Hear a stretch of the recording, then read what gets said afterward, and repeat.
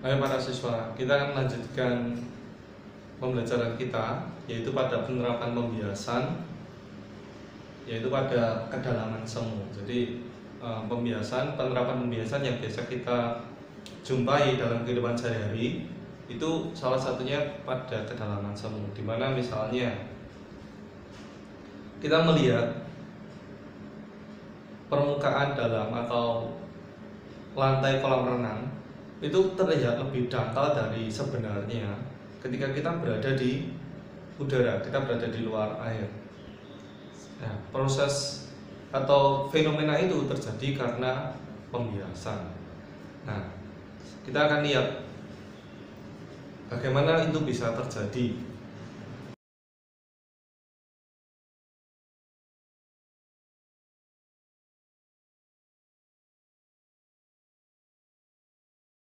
Misalnya kita mengamati sebuah koin yang berada di dasar gelas yang berisi air. Kita mengamati tepat dari atas dengan sudut tegak lurus gitu ya, dengan permukaan airnya. Nah, kita bisa lihat yang akan terjadi adalah koin ini terlihat tidak sedalam gelasnya gitu ya. Kita kalau melihat dari atas air, kita akan melihat koin ini terlihat lebih dangkal atau lebih dekat dengan permukaan air. Mengapa bisa begitu? Misalnya kita ambil dua sisi koin ini sebagai sinar yang kita lihat gitu ya. Jadi kan sinar itu ada banyak dan sinar itu memantul ke koin. Karena sinar itu memantul ke koin, makanya koin itu bisa kita lihat. Tapi kita ambil aja dua yang di samping. Misalnya di sini ada sinar yang memantul ke koin lalu keluar dari air.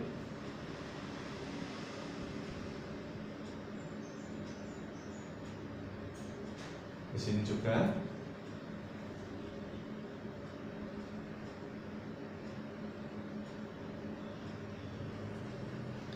Nah, karena indeks bias air dan udara berbeda, dalam hal ini indeks bias air N1, yaitu indeks bias tempat medium sinar datang berada, dan indeks bias udara N2, tempat sinar bias berada.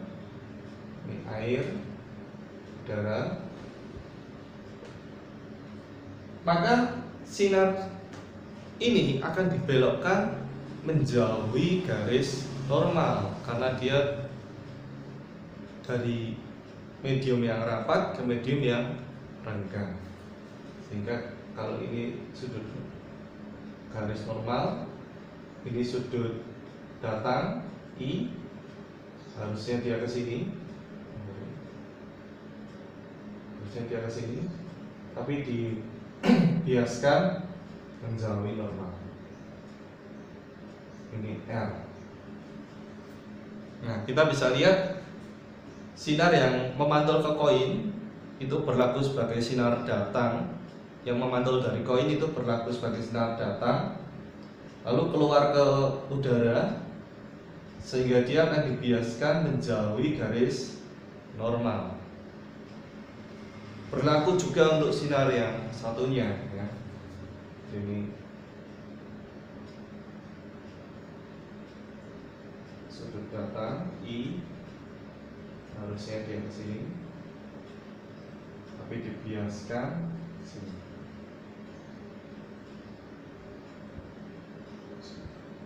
Nah.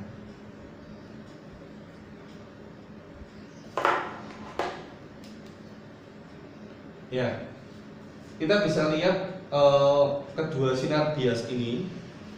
Jika kita perpanjang sinar bias ini ke belakang, jadi diperpanjang ke belakang,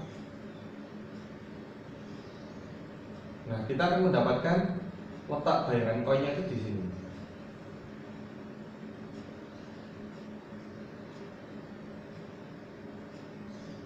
Jadi dia lebih dekat, ini ya, lebih dekat.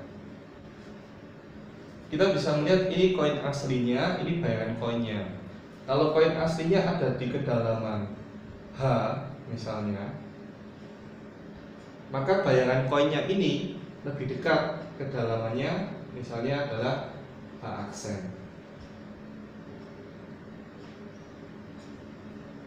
Berarti H aksen akan lebih pendek daripada H aslinya. Itu kenapa permukaan kolam terlihat lebih dangkal, atau permukaan koin di dalam air ini juga kelihatan lebih dangkal, karena yang kita lihat adalah bayangan hasil perpanjangan dari sinar bias. Sedangkan sinar biasnya itu dibentuk seperti ini, menjauhi garis normal, karena berasal dari medium yang rapat ke medium yang pegang. Sekali lagi, bayangan yang kita lihat adalah bayangan maya hasil perpanjangan sinar bias. Jadi yang disebut bayangan maya seperti ini merupakan hasil perpanjangan dari sinar bias dan bisa langsung dilihat dengan mata. Untuk persamaan kedalaman semu kita bisa lihat di buku. Persamaannya didapatkan adalah H aksen dibagi H sama dengan 1. Satu ini maksudnya adalah indeks bias udara, berarti N2 dibagi N1 gitu. Jadi H aksen dibagi H sama dengan N2 dibagi N1. Di sini N1 nya adalah air, N2 nya adalah udara. Nah, karena indeks bias udara itu 1, sehingga kita bisa tulis H aksen dibagi H sama dengan 1 dibagi N1. Sehingga H aksen adalah H dibagi N1. Nah, kita bisa lihat di sini H adalah kedalaman semu yang diperoleh ketika kita melihat dari udara ke dalam air. H aksen itu ya. Kemudian H adalah kedalaman airnya, dan N adalah indeks bias airnya, N1 ya. Indeks bias airnya. Ini berlaku untuk semua jenis cairan. Misalnya cairannya oli atau minyak, kita bisa mengganti N-nya. Sehingga kalau cairannya itu berlapis-lapis,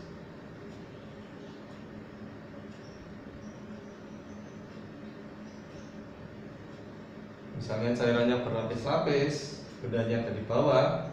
Ini indeks biasnya N1, N2, N3, N4, kedalamannya H1, H2,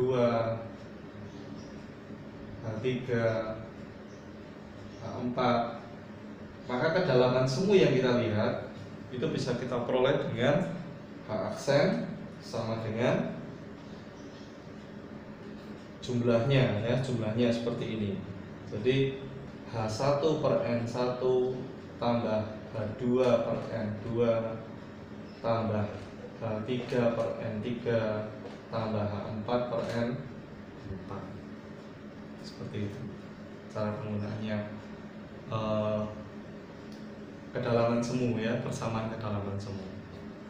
Tapi ada syarat yang harus dipenuhi dan harus diingat. Yang pertama, rumus ini hanya berlaku jika pengamat berada tegak lurus dengan permukaan air. Jadi dengan sudut 0 derajat terhadap normal. Kalau terhadap normal 0 derajat, kalau terhadap permukaan air 90 derajat. Loh Pak, kalau mengamatinya miring bagaimana? Rumusnya akan berbeda.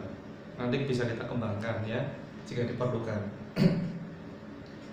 Yang kedua adalah persamaan ini berlaku jika pengamat berada di medium yang lebih renggang, sedangkan objek atau benda berada di medium yang lebih rapat.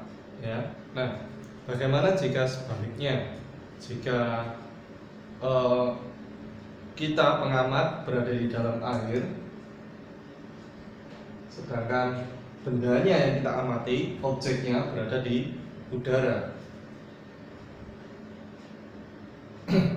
Berarti sinar itu datang dari benda atau memantul dari benda yang kita lihat yang ada di udara lalu menuju ke air. Nah, karena sinar ini dari udara ke air, maka dia akan dibiaskannya adalah mendekati garis normal, ya. Sehingga harusnya dia ke sini, tapi dibiaskan ke sini.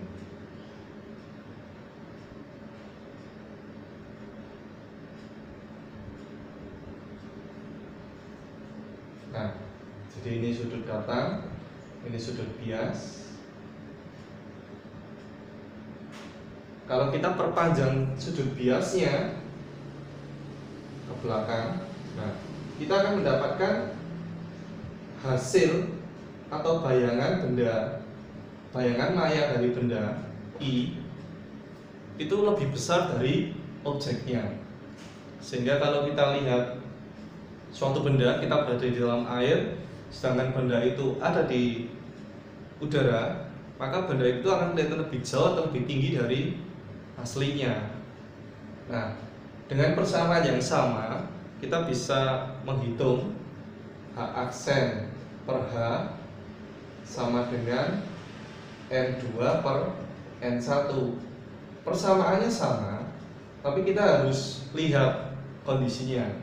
Dalam hal ini, sinar datang dari udara, berarti N1-nya adalah udara.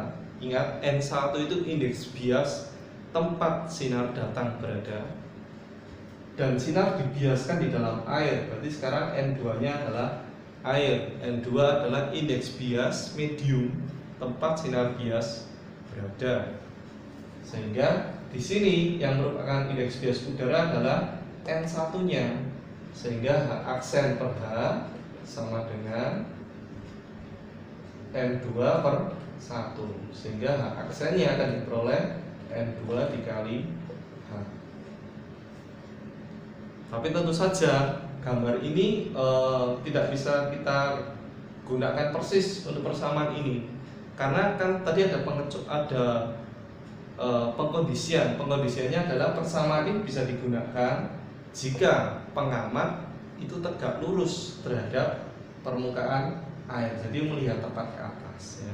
Ini saya gambar seperti ini supaya kalian lebih mudah membayangkan bahwa image-nya atau bayangannya akan lebih tinggi atau lebih besar daripada objeknya.